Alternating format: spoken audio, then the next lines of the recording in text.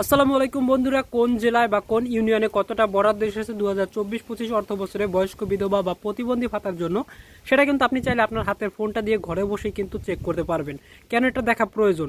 কারণ আপনি যখন ইউনিয়ন পরিষদে বা চেয়ারম্যান মেম্বার কাছে যাবেন, বলবেন যে আমার নামটা এবছর বয়স্ক বিধবা বা প্রতিবন্ধী ভাতার যেটার জন্য আপনি আবেদন করেছেন সেটার জন্য সেই নামটা আপনাদেরকে লিস্টে দেওয়ার জন্য, তখন তারা কিন্তু এরকম কথা বলবে যে এবছর বরাদ্দ কম এসেছে বা আপনার নামটা দিতে পারবো না, বরাদ্দ যেটা ছিল সেটা কিন্তু ফুলফিল হয়ে গেছে, এরকম অনেক রকমের কথাবার্তা কিন্তু বলবে। তো সেটা আপনারা বলা মাত্রই আপনারা কিন্তু প্রমাণটা দেখাতে পারবেন যে আপনার ইউনিয়নে এতটা বরাদ্দ এসেছে, এতটা সিট খালি আছে।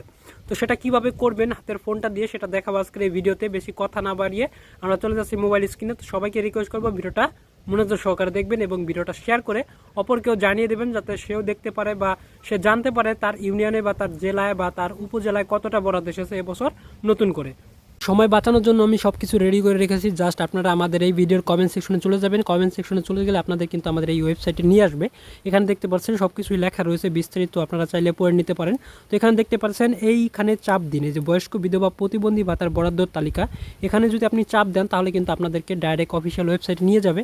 তো ওয়েবসাইটে নিয়ে যাওয়ার পর এখানে দেখতে পাচ্ছেন প্রতিবন্ধীর বরাদ্দ কিন্তু চলে এসেছে। বয়স্ক ভাতা, বিধবা ভাতা, এই দুইটা ভাতার বরাদ্দ কিন্তু এই ওয়েবসাইটে চলে আসবে। জাস্ট ক্লিক করলে আপনাদের কিন্তু এরকম লিঙ্কে নিয়ে আসবে। আপনারা জাস্ট এই যে আপনার যে বিভাগটা হয়, ঢাকা বিভাগ, চট্টগ্রাম, সিলেট, রংপুর, ময়মনসিংহ, যে বিভাগের লোক হন আপনি সেই বিভাগের উপর ক্লিক করবেন। তো ঢাকা বিভাগ আমি, তো ঢাকা ডাউনলোডের উপর ক্লিক যদি করি তাহলে কিন্তু আমার সামনে কিন্তু ডাউনলোড অপশন চলে আসবে। দেখতে পাচ্ছেন আমার কিন্তু ডাউনলোড হয়ে গেছে। ডাউনলোডের উপর ক্লিক করলে এরকম একটা পিডিএফ ফাইলটা আপনার ডাউনলোড হবে।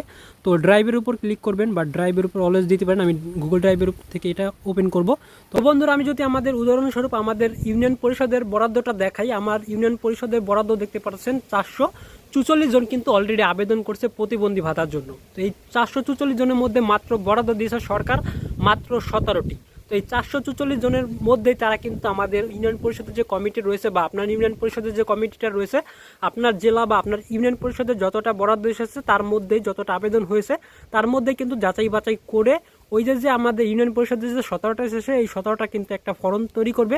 ফর্ম বলতে লিস্ট তৈরি করে উপর মহলে পাঠাবে, আর উপর মহল থেকে চূড়ান্তভাবে যে তালিকাটা আসবে, ওই তালিকায় যাদের নাম থাকবে তারাই কিন্তু এই বয়স্ক বিধবা প্রতিবন্ধী ভাতার টাকা পাবে। তো বন্ধুরা, ভিডিওটি যদি ভালো লেগে থাকে অবশ্যই ভিডিওটা শেয়ার করে সবাইকে দেখার সুযোগ করে দিবেন। কোন জেলা থেকে আমাদের ভিডিওটা দেখতেছেন অবশ্যই কিন্তু কমেন্ট করে জানাতে ভুলবেন না। ইউটিউব থেকে দেখে থাকলে অবশ্যই চ্যানেলটা সাবস্ক্রাইব করবেন। ফেসবুক থেকে দেখে থাকলে পেজটা অবশ্যই লাইক ফলো দিয়ে আমাদের সাথে যুক্ত থাকতে পারেন। আপনার কোনো মূল্যবান মতামত থাকলে সেটা আমাদের সাথে শেয়ার করতে পারেন। তো সবার সুস্থতা কামনা করে আজকে আমরা এখানে বিদায় নিচ্ছি। আসসালামু আলাইকুম।